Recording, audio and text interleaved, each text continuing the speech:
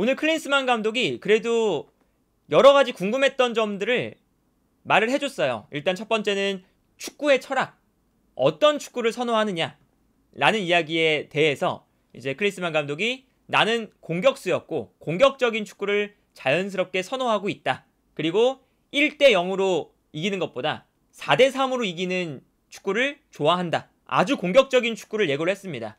그래서 어쨌든 이 클린스만 감독이 한국에서 하고 싶어 하는 축구가 공격적인 축구라는 걸 좀 알 수가 있었고요. 그리고 이제 어떤 축구를 해 나갈 것이냐 라는 질문에는 벤투 감독의 축구를 지속시켜 나가는 것에 대해서 거리낌이 없다 라는 이야기를 했어요. 그러다 보니까 이제 그래도 이제 기대가 되는 부분은 어쨌든 벤투 감독의 철학, 어떤 팀을 만나든 우리가 조금 더 주도적으로, 너무 수비적으로 말고 수동적으로 경기를 하는 게 아니라 조금 더 우리가 공격적으로 경기를 한번 해보는 이러한 축구를 벤투 감독 때 해왔었는데, 클린스만 감독도 어쨌든 벤투 감독의 축구의 철학을 뭐 공유를 한다 라는 이야기도 있었고, 그리고 공격적인 축구를 선호한다 라는 이야기가 있었으니까 이러한 부분에 있어서는 그래도 어느 정도 방향성 자체가 일치한다 라고 볼 수 있지 않을까 해요. 그리고 여기에 더해서 이제 어떤 게 있냐면, 코치진이 선임이 됐잖아요. 근데 이 코치진을 선임할 때 어떤 사람이 있냐면 안드레아스 퀘프케라는 코치가 있어요. 근데 이 코치는 어떤 사람이냐, 독일이 유로에서 우승할 때 주전 골키퍼였고요. 독일 국가대표팀에서 17년 동안 국가대표팀 골키퍼 코치를 했던 사람입니다.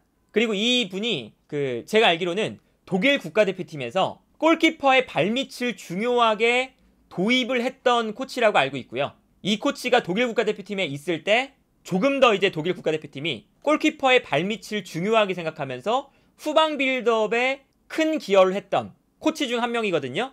이제 그런 걸 생각을 해보면 벤투 감독이 선호했던 아무래도 후방 빌드업부터 조금 더 우리가 공격적인 축구를 해보는 이러한 축구 철학에 어느 정도 일치하는 가치관을 가지고 오지 않았나 라는 생각이 일단 들고요. 한 가지 또 그래도 긍정적인 부분은 어떤 게 있었냐면, 헤르타 베를린 시절에 대한 이야기가 나왔어요.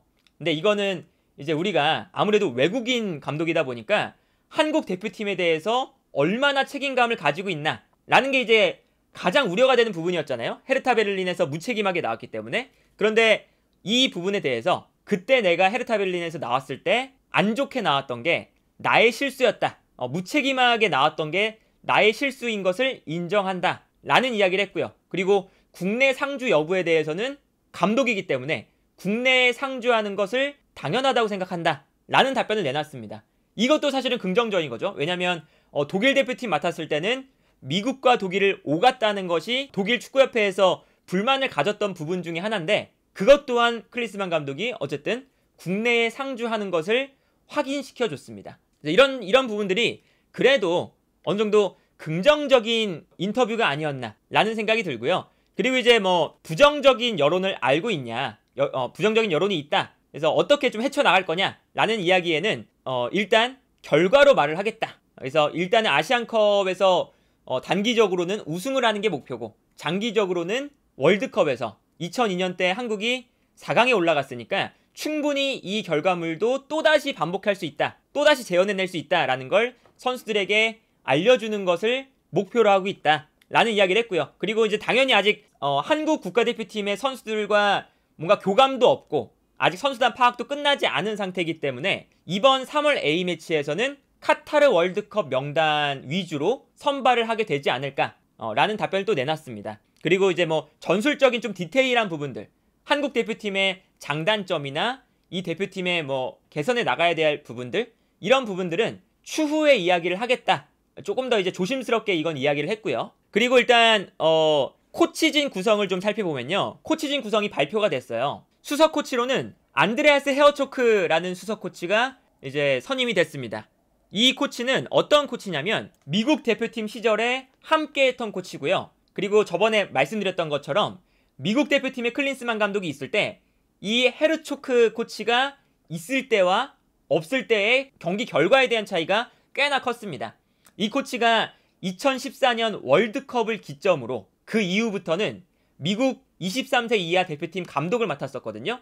그런데 이 코치가 23세 이하 대표팀 감독을 맡은 이후부터 클린스만 감독이 미국 국가대표팀에서 성적이 매우 안 좋았죠. 그래서 이 코치가 아마도 추측컨대 클린스만 감독의 전술적인 부분에 큰 영향을 줬다고 알려져 있는 코치거든요. 그래서 이 코치가 왔다는 것은 그래도 다행인 부분이 아닐까 싶은데요. 여기서 약간 우려가 되는 부분은 헤르초크 코치가 국내에 상주하는 게 아니라 국외에서 활동을 하는 것으로 아마 정리가 되는 것 같습니다. 오늘 기자회견에서도 그럼 이 코치가 국내에 들어오지 않고 해외에서 활동하는 거냐 라는 이야기가 나왔었고요. 이 이야기가 왜 나왔냐, 오늘 이 스카이 스포츠에서 이런 이야기가 나왔거든요. 헤르초크가 클린스만 감독의 수석 코치가 됐는데 이 코치가 한국 대표팀에 합류해서 한국에서 사는 게 아니라 이 코치는 계속해서 스카이 스포츠 오스트리아의 패널로 일을 할 거다 라는 기사가 나왔어요. 이 헤르초크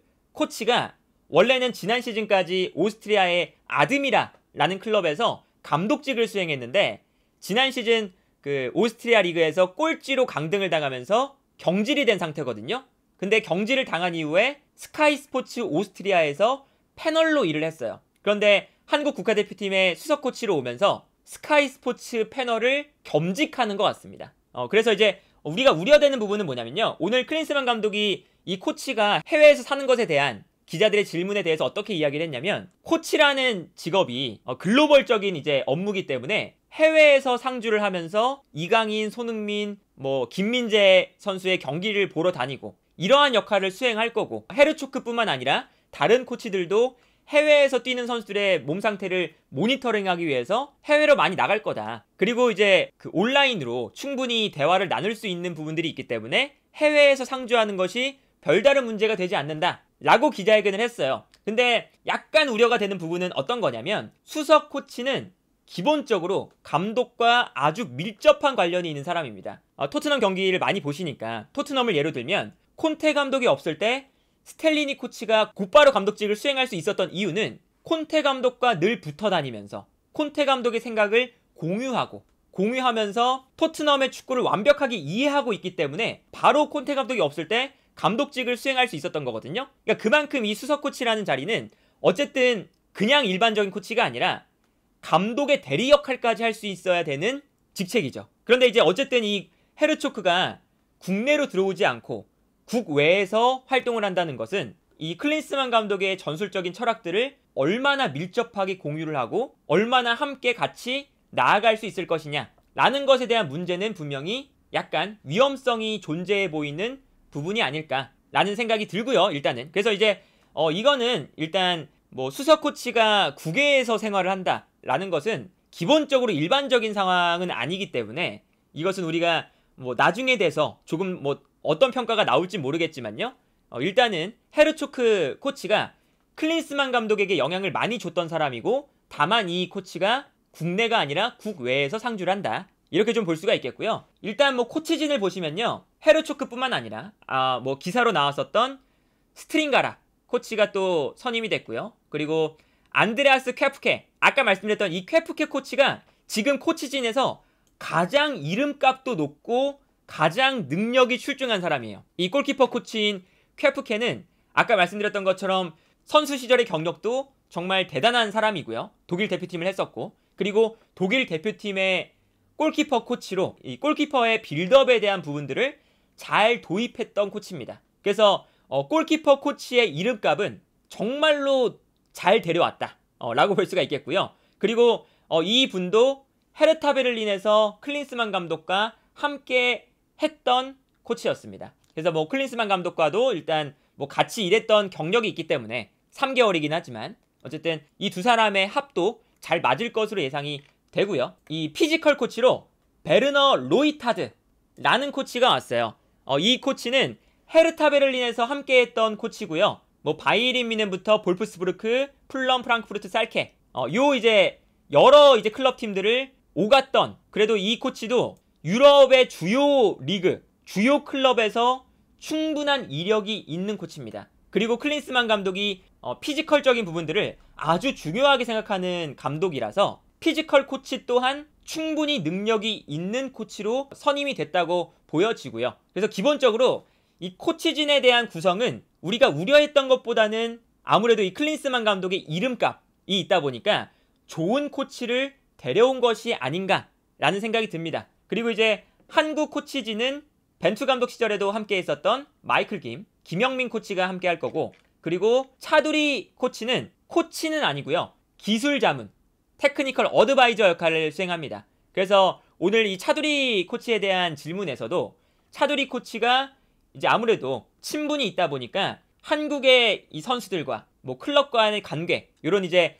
클린스만 감독이 한국에 대한 정보가 부족하기 때문에 이 정보들을 차두리 코치가 잘 보완해 줄 수 있는 역할일 것 같고요. 그래서 일단 클린스만 감독이 왔을 때 매우 고민했던 부분들, 그리고 지난주에 밀러 위원장의 인터뷰가 참 좋지 못했기 때문에 전술적인 어떤 방향성을 가지고 있는지, 그리고 앞으로 어떤 목표를 가지고 있는지, 코치진은 어떻게 좀 구성이 될 건지, 그리고 이 헤르타 베를린에서 무책임했던 행동들이 한국 대표팀에서는 반복되지 않을까, 그런 우려들을 어쨌든 클린스만 감독이 이번 기자회견을 통해서는 그래도 적절한 답변들을 하지 않았나 라는 생각이 들어요. 전술적인 부분들도 공격적인 축구에 대한 분명한 방향성, 벤투 감독의 스타일을 이어가겠다는 이야기를 했고, 심지어 골키퍼 코치도 이 쾌프케 코치가 독일 대표팀의 골키퍼의 발밑을 처음으로 중요하게 도입을 했던 그런 코치이기도 하고요. 그리고 이제 뭐 헤르타 베를린에서의 그 무책임했던 부분들도 내 실수였다 라는 이제 이야기를 하면서